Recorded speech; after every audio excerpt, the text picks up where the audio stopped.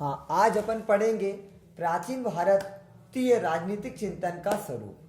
प्राचीन भारतीय राजनीतिक चिंतन का स्वरूप क्या है?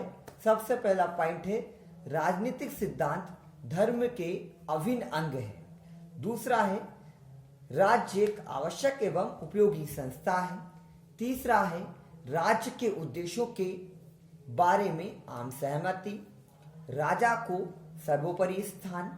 पांचवा है भारतीय राजदर्शन में आदर्शवादी न होकर व्यवहारिक है। छठवां है दंड नीति का महत्व। सातवां है विचारों की अपेक्षा संस्थाओं पर विशेष ध्यान। और आठवां है आध्यात्मिकता की ओर झुकाव। पहला था राजनीतिक सिद्धांत धर्म के अभिन्न अंग है। राजनीति और धर्म को एक ही माना गया था। वैसे भी भारत में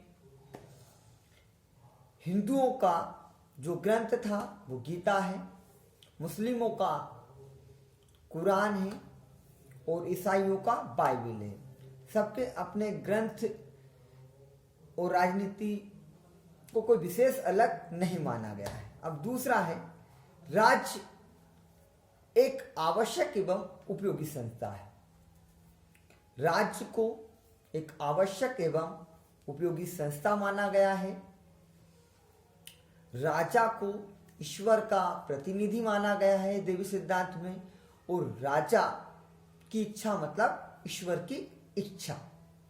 अब है राज्य के उद्देश्यों के बारे में आम सहमति। जो राज्य का उद्देश्य होता है वो आम लोग उसे पूरा करते हैं या उस उद्देश्य के खिलाफ नहीं जाते, मतलब सबकी सहमति से राज्य के उद्देश्यों को पूरा किया जाता है। राजा को सर्वोपरि स्थान। भारत में वैसे भी राजा को जनता का पिता तुल्य माना गया है। राजा को पिता के समान माना गया है। राजा अपने लिए नहीं जीता है, अपनी प्रजा के लिए जीता है। उसे राज्य में सर्वोपरि स्थान दिया गया है। अब भारतीय राजदर्शन आदर्शवादी न होकर व्यवहारिक है।